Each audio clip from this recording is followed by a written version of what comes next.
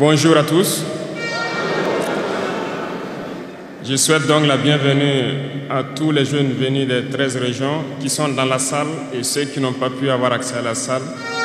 À tous les jeunes venus d'Afrique pour accompagner la jeunesse burkinabé, soyez les bienvenus au pays des hommes intègres.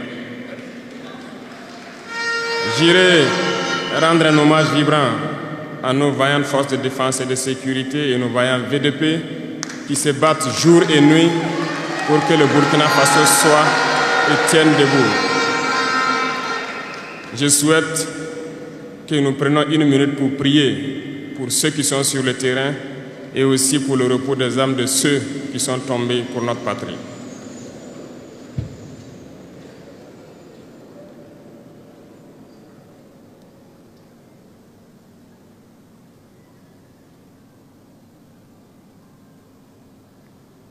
Je vous remercie.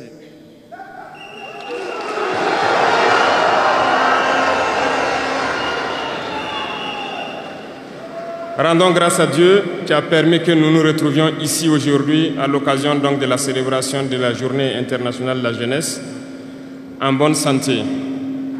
Je le dis très souvent parce que l'être humain oublie souvent Dieu lorsqu'il n'a pas de problème, lorsqu'il est dans le bonheur. Mais quand viennent les soucis, c'est là qu'on se rappelle de Dieu. Rendez grâce tous les jours pour le souffle de vie et pour la santé. Jeunesse. Jeunesse du Burkina, jeunesse d'Afrique. La jeunesse, cette phase de la vie où l'on a assez de force, assez d'énergie, comme le paraphrasait donc le slammer qui vient de passer. La jeunesse, c'est l'époque où on n'a pas assez de temps. Nous devons profiter du temps qui nous est donné, utiliser l'énergie nécessaire pour atteindre nos objectifs, pour changer le monde, changer notre monde, changer le monde des autres, positivement. Les enfants souhaitent grandir pour être jeunes. Les personnes âgées souhaitent redevenir jeunes. Tout le monde veut être jeune. La jeunesse est une bénédiction. Alors profitez de la jeunesse pour faire œuvre utile. Voilà pourquoi quand je vois dans le thème choisi, les deux premiers mots nous interpellent. Intégration, sécurité. L'Afrique fait face à de nombreux défis. Et on doit se poser des questions. La jeunesse est-elle un atout ou un handicap pour le développement des nations? La réponse est simple et sans équivoque. Et vous la savez.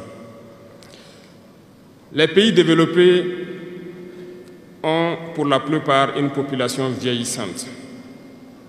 Et actuellement, beaucoup de pays ont lancé des programmes pour rajeunir leur population. L'Afrique a cette chance d'avoir une population très jeune. Mais pourquoi l'Afrique n'est-elle pas développée? Nous devrions donc nous pencher sur la question de comprendre pourquoi l'Afrique a une population jeune et qu'elle n'est pas développée. Et que les pays qui se disent développés cherchent donc à rajeunir leur population. Il faut que nous arrivions donc à transformer notre jeunesse en un véritable atout et un moteur de développement pour notre continent. Et pour ce faire, nous avons besoin d'intégration, nous avons besoin de sécurité, de développement, nous avons besoin de nous unir. Certes, vous entendrez parler de l'Union africaine. Oui, elle existe. Mais quel est l'effet de l'Union africaine en réalité?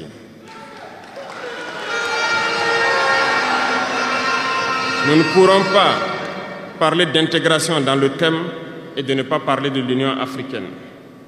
Parce que c'est cette organisation qui devrait nous unir, créer l'intégration réelle.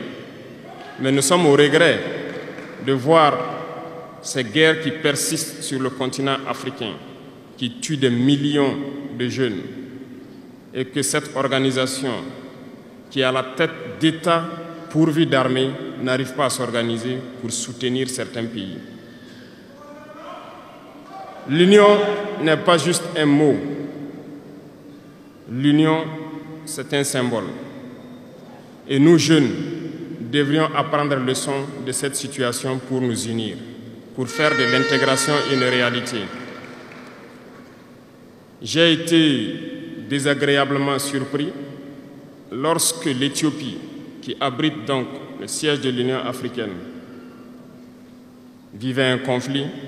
Et quand j'ai vu le Premier ministre se mettre en treillis et annoncer fermer l'université à Addis Abeba pour faire face à la menace, je n'ai pas vu l'action de l'Union africaine pour protéger ses sièges. Les États occidentaux, pour la plupart, voyaient Addis Abeba tomber, ont plié bagages et partir.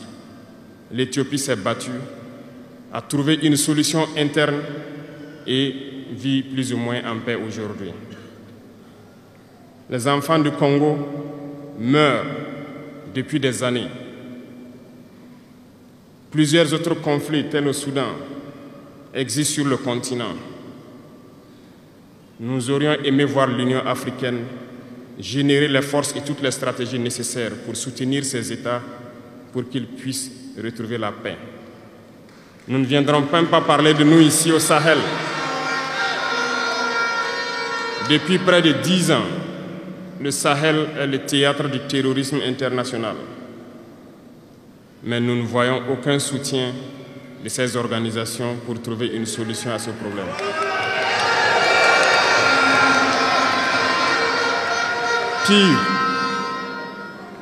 Pire, il y a quelques jours de cela, un pays étranger à l'Afrique a annoncé ouvertement avoir soutenu et participé à une attaque lâche, terroriste et barbare contre des forces de notre confédération à Tinzaouaten. L'Union africaine n'a pipé aucun mot pour condamner cette ingérence. L'Union africaine n'a pipé aucun mot pour condamner cette ingérence d'un État extérieur à l'Afrique dans les affaires internes de nos États. Et ce coup de gueule, je souhaiterais qu'ils l'entendent et qu'ils sortent donc de leur silence et poser des actes pour que la jeunesse puisse croire en l'Union africaine.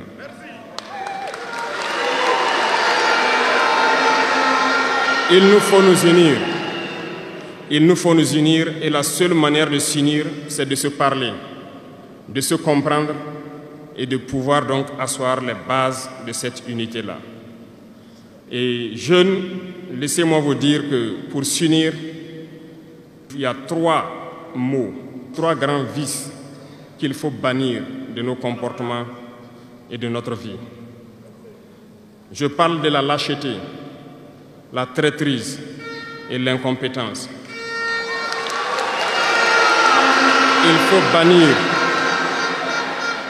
Il faut bannir ces 3 mots de notre mode de vie. Et je m'en vais vous expliquer pourquoi. La lâcheté recouvre beaucoup de vices. Un lâche a toujours peur. Et lorsqu'on a peur, on devient un esclave. On se plie, on lèche les bottes.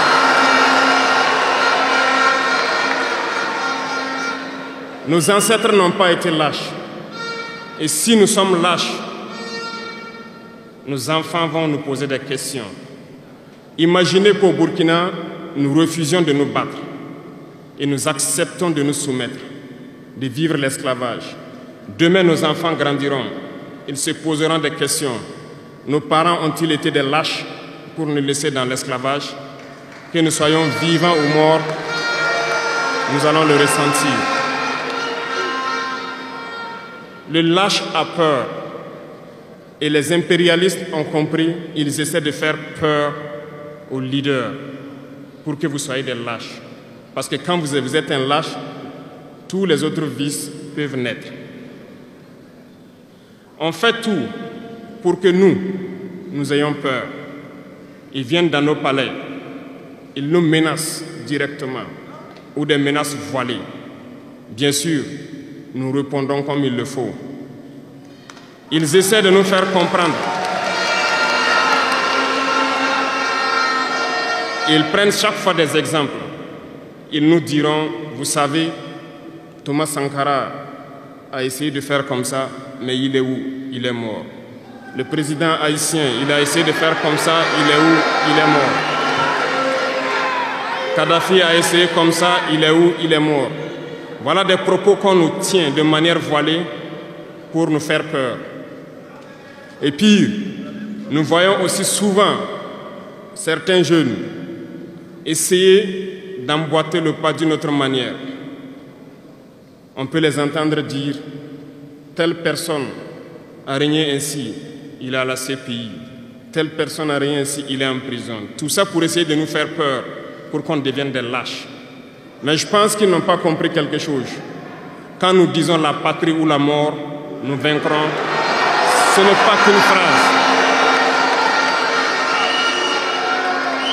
Ce n'est pas qu'une phrase, ça a tout son sens. Nous n'avons pas peur et nous n'aurons jamais peur. Nous continuerons notre lutte.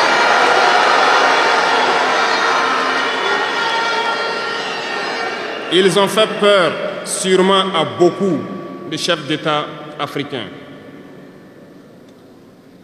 Vous voyez, souvent quand on s'exprime ou lorsqu'on a l'occasion d'être dans certaines situations à l'extérieur, nous tenons souvent des propos pour interpeller les chefs d'État africains pour qu'on se réveille, prendre soin de notre jeunesse pour pouvoir amorcer notre développement réel. Nous sommes souvent mal compris.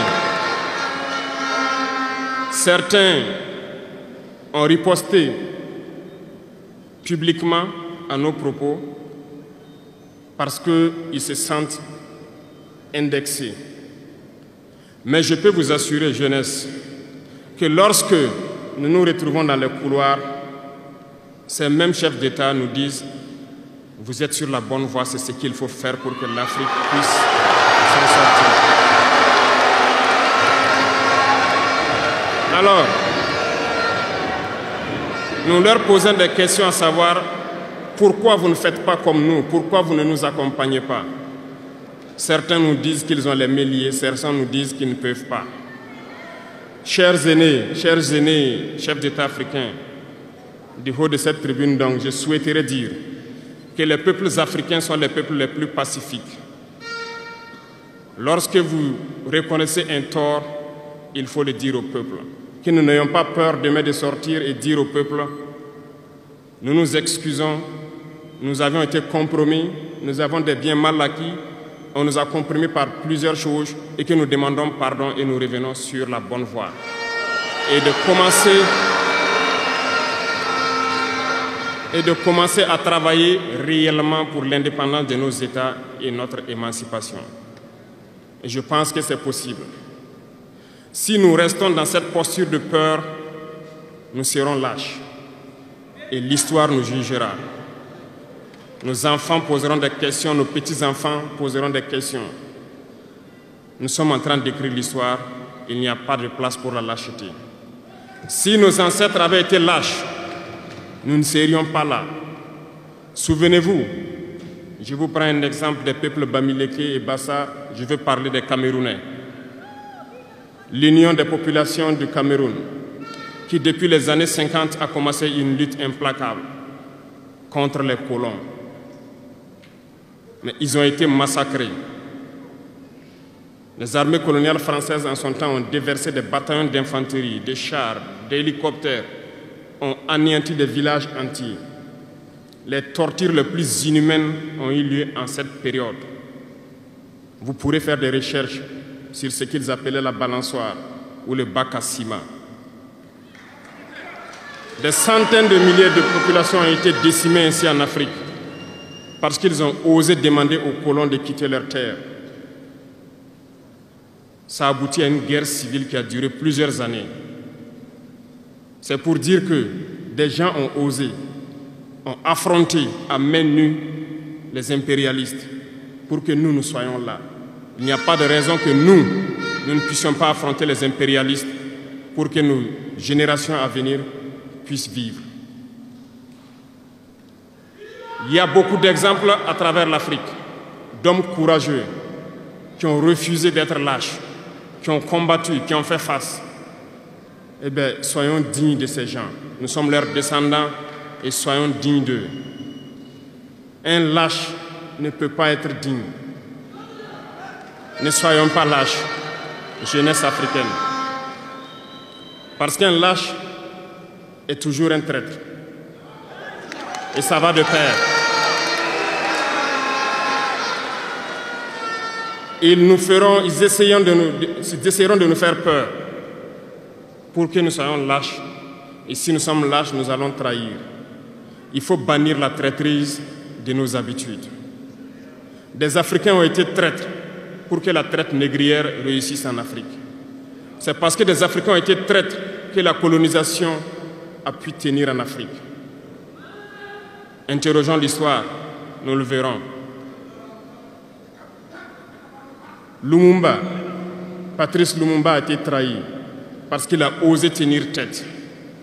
Et ces mêmes télévisions belges sont venues au Congo pour quelques billets tendus à des individus au Congo pour une interview pour contenter leur population. Et vous avez pu suivre ça. Lumumba nous dérangeait. Il est mort, on est content. C'est de la traîtrise.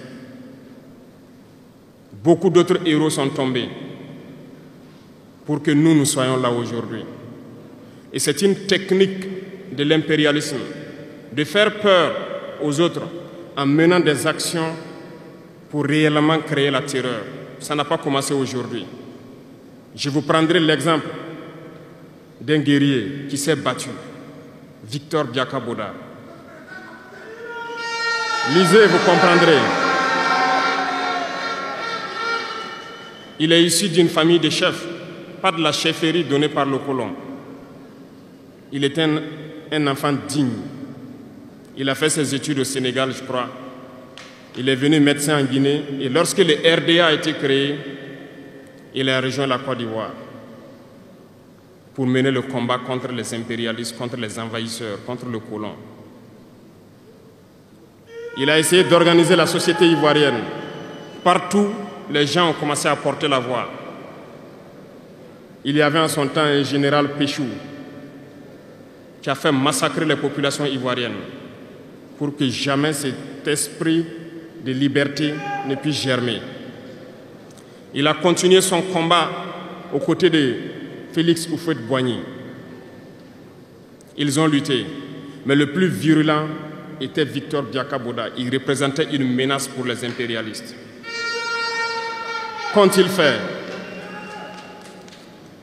En plus de massacrer les populations qui manifestaient, un soir, ils l'ont tué de manière atroce à côté de Boisflé. Quelques heures après, lorsque les populations de Dimbokro ont entendu l'assassinat, ils ont marché, ils ont manifesté, ils ont été massacrés par l'armée coloniale. L'histoire est têtue, les faits sont là. Après sa mort, qui a fait peur à Félix Houphouët-Boigny, ils l'ont appelé et ils l'ont dit: si vous continuez la lutte, vous connaîtrez le même sort. Il a eu peur et il s'est rallié à l'impérialisme. Il a été nommé ministre en France et plus tard il est venu prendre les rênes de la Côte d'Ivoire. Et ils l'ont utilisé pour éliminer beaucoup d'autres personnes qui osaient lever la voix. Et je pense que Thomas Sankara est un bel exemple.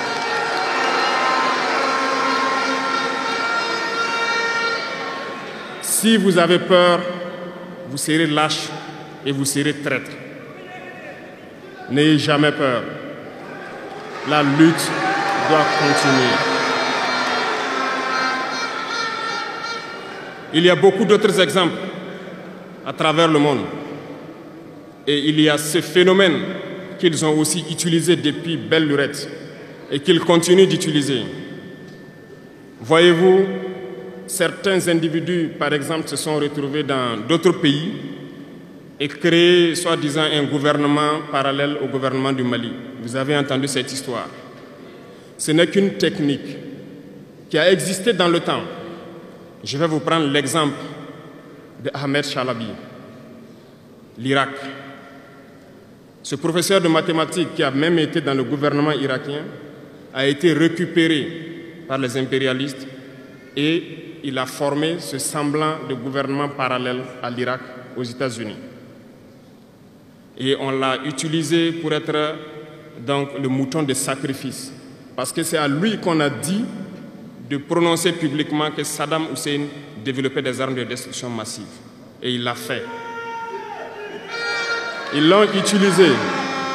Et cet alibi a été utilisé pour tuer des millions d'enfants en Irak et détruire l'Irak. Et vous savez quel a été le sort de Chalabi? Un soir, après une interview, dans l'interview, il disait même qu'il sait que la CIA est sur son dos. Quelques heures après, il a été retrouvé mort dans son lit, mort de crise cardiaque. Si vous trahissez, vous aurez des fins macabres. C'est ainsi. L'impérialisme n'a pas d'amis. L'impérialisme vous utilise et quand il finit de vous utiliser, il fait de vous ce qu'il veut. Suivez mon regard, vous comprenez de quoi je parle. Ça a toujours été comme ça.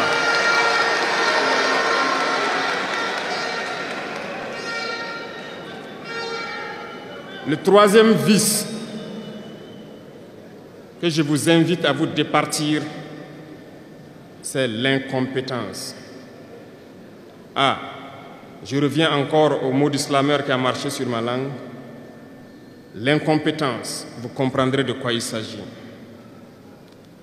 L'incompétence est un phénomène très dangereux qu'ils ont utilisé pour détruire la société africaine.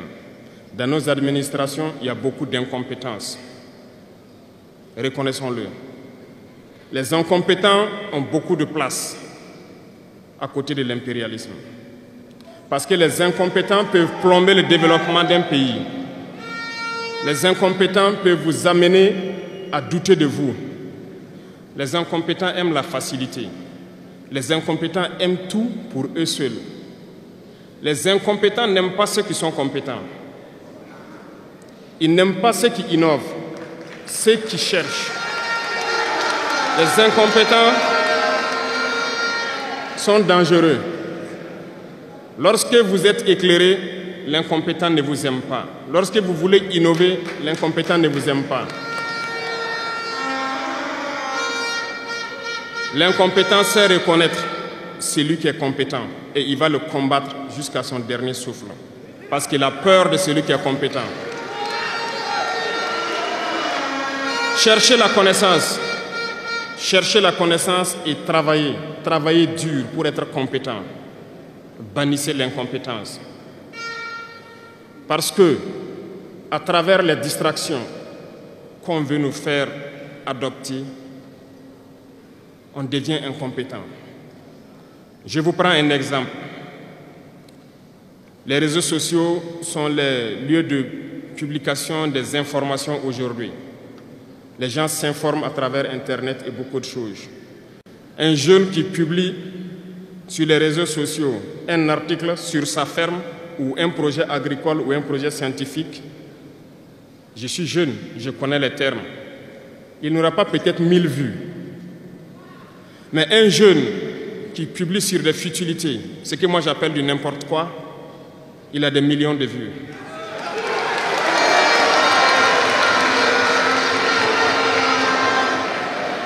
Justement, comme disait le jeune slammer, on veut vous faire perdre du temps dans les futilités. Prenez conscience, intéressons-nous au travail et cherchons la connaissance, cherchons la compétence. Se distraire, c'est bien, mais on doit travailler d'abord, avant de se distraire. Cherchez la connaissance, sinon vous perdrez du temps à ne rien faire. Et la jeunesse, c'est l'époque, c'est la période où il faut exploiter son temps à bon escient. Les impérialistes le savent. Voilà pourquoi ils vont multiplier tout ce qui est événement de distraction. Ils vont multiplier tout ce qui est événement qui peut vous détourner du travail pour que vous soyez des incompétents. Et en ce moment, quand vous êtes endormis, on choisit les incompétents pour diriger tout ce qui est structure importante. Et vous n'avez le choix que de vous plier. Ne soyons pas incompétents, cherchons la connaissance. Les incompétents se cachent souvent derrière des mots. Ils emploient les termes de démocratie, de liberté, sans se rendre compte de quoi il s'agit. Camarades, la démocratie est un état d'esprit, autant que la jeunesse est un état d'esprit. C'est soi-disant démocrate, mais regardez le monde. Comment est-ce qu'on peut vouloir imposer la démocratie en tuant des millions de personnes? C'est de la dictature, ça, ce n'est pas de la démocratie. Ça ne s'impose pas. Ceux-là qui se disent démocrates, mais regardez, nous avons vu des scènes où on a empêché des gens de rentrer dans des assemblées. On a vu des scènes où des forces ont débarqué dans des assemblées pour obliger les députés à prendre des textes. On a vu des scènes plus terribles que ça, où les gens tuent leurs manifestants. Mais eux, ils s'appellent démocrates et nous, on nous appelle donc des putschistes.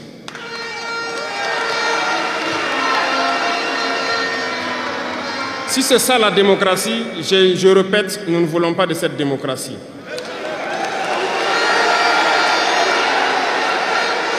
Et quand vous voyez souvent les incompétents, ils ne cherchent pas à savoir quelle est la signification du mot démocratie en réalité.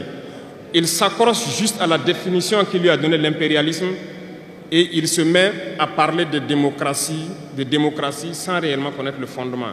Ça, c'est de l'incompétence. Il faut chercher à connaître, avoir la connaissance, regarder le monde pour redéfinir la démocratie telle que nous le voulons en Afrique.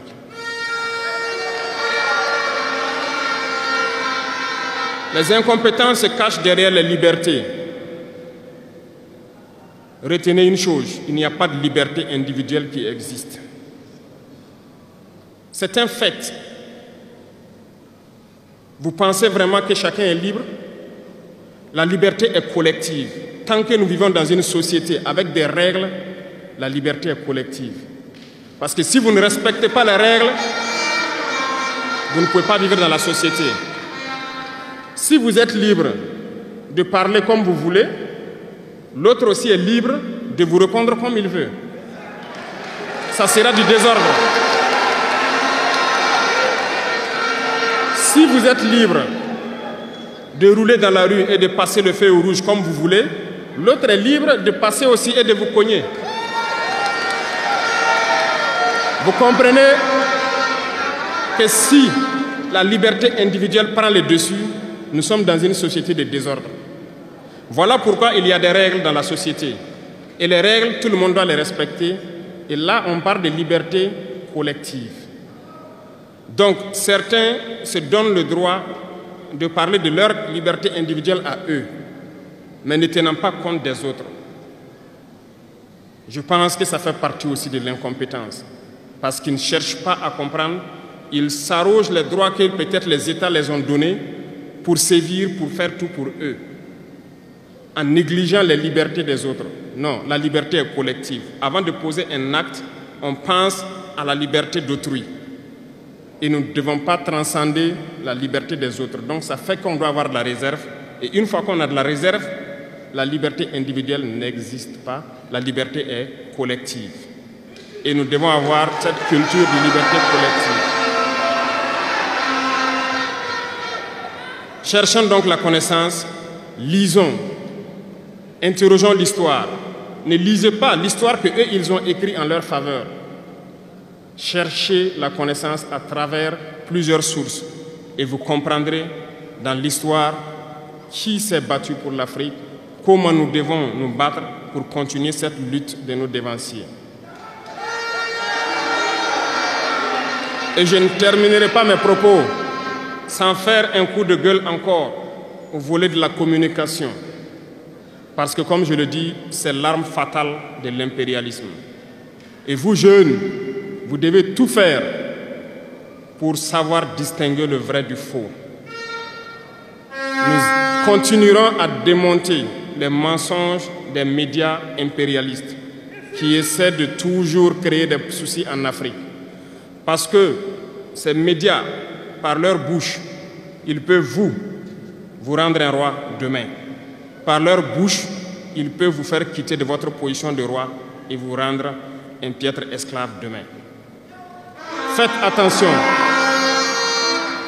Je suivais une émission, malheureusement, il n'y a pas longtemps, burkinabé, où un jeune journaliste a sorti une phrase qui m'a laissé un peu perplexe. Il parlait de la Corée du Nord. Et le journaliste a dit, mais il meurt de faim en Corée du Nord. A-t-il pris le soin d'aller en Corée du Nord enquêter pour voir vraiment s'il meurt de faim? L'idée que les médias impérialistes ont vendu de la Corée du Nord est plus développée que beaucoup de pays européens. Et parce que ces médias nous disent la Corée du Nord c'est la dictature, les gens meurent de faim, ils sont pauvres, ils n'ont rien, on prend ça ainsi. Mais la Corée du Nord est une puissance nucléaire, comment est-ce qu'ils ont fait?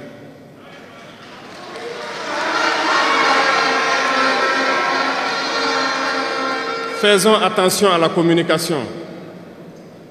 Il ne faut pas suivre de manière aveugle ces médias menteurs qui ne cherchent qu'à diviser l'Afrique. C'est logique, ils se battent pour les intérêts de leur peuple. Et l'intérêt de leur peuple, c'est que l'Afrique soit divisée. Alors, jeunesse du Burkina, jeunesse d'Afrique, il faut qu'on s'unisse. Il faut bannir la lâcheté, il faut bannir l'incompétence, il faut bannir la traîtrise et tous les vices dans nos sociétés. Nous avons des occasions de nous parler. On rend grâce à Dieu de ces occasions que nous avons chaque fois de nous parler, de nous conscientiser. Et je vous invite à repartir encore lire, à se mettre au travail pour que l'Afrique que nous voulons, autosuffisante alimentairement, soit une réalité. Pour que l'Afrique que nous voulons pour un développement harmonieux soit une réalité. Parce que je reviens sur votre thème. Il n'y a pas de paix et de sécurité sans développement. Les deux vont de pair. S'il n'y a pas de développement, il n'y a pas de sécurité. Parce que s'il n'y a pas de développement, la jeunesse va forcément se retrouver dans les vices. Et il n'y aura pas de sécurité. S'il n'y a pas de sécurité aussi, il n'y a pas de développement. Donc les deux doivent aller de pair. Intégrons cela dans nos combats pour que nous puissions nous battre et nous développons. Allons-y vers la production. Produisons suffisamment. Transformons sur place nos matières premières pour que ce soit bénéfique pour nos populations et envie d'exporter cela.